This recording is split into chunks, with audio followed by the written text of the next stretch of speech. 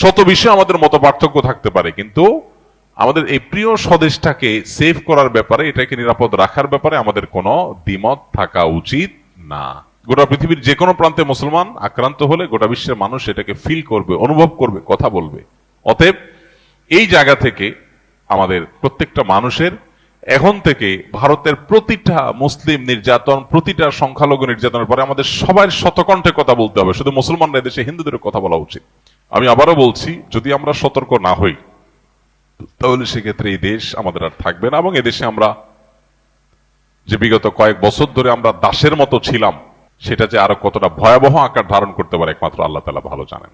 আমাদের এই ছোট্ট দেশটা কেউ দখল করে নিয়ে যাক আর আমাদেরকে দাস বানায় রাখুক, এটা আমরা কেউই নিশ্চয়ই চাইবো না। যদি না চাই তাহলে সজাগ হতে হবে প্রত্যেকটা মানুষকে। আর এজ এ মুসলমান আমরা তাদের ষড়যন্ত্রের ব্যাপারে সর্বোচ্চ সতর্ক থাকব।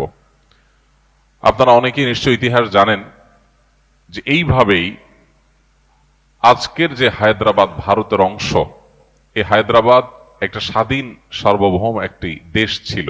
এই ভারত সে হায়দ্রাবাদকে কিভাবে স্বাধীনতাকে খর্ব করে, লুণ্ঠন করে, কিভাবে সেটাকে ভারতের অংশে পরিণত করেছে, তাদের বর্ডার কিভাবে তুলে দিয়েছে এবং ভারত তারা গিলে নিয়েছে, খেয়ে ফেলেছে হায়দ্রাবাদকে, সেটা বেশি দিন, অনেক কয়েকশো বছর আগের ঘটনা না।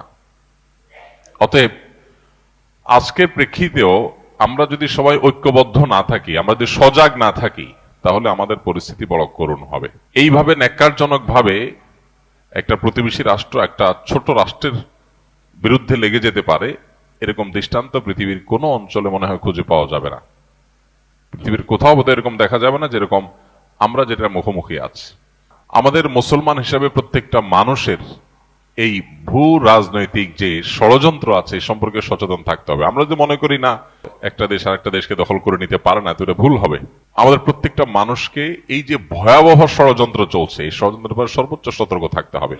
কোন অবস্থাতে এই ষড়যন্ত্র যাতে তারা সফল না হতে পারে। রাজনৈতিক মত পার্থক্য থাকতে পারে, ধর্মীয় মতভিন্নতা থাকতে পারে, নানা বিষয়ে মতভিন্নতা থাকতে পারে, কিন্তু আমাদের এই ছোট্ট দেশটা কেউ দখল করে নিয়ে যাক আর আমাদেরকে দাস বানায় রাখুক, এটা আমরা কেউই নিশ্চয়ই চাইবো না। যদি না চাই তাহলে সজাগ হতে হবে প্রত্যেকটা মানুষকে।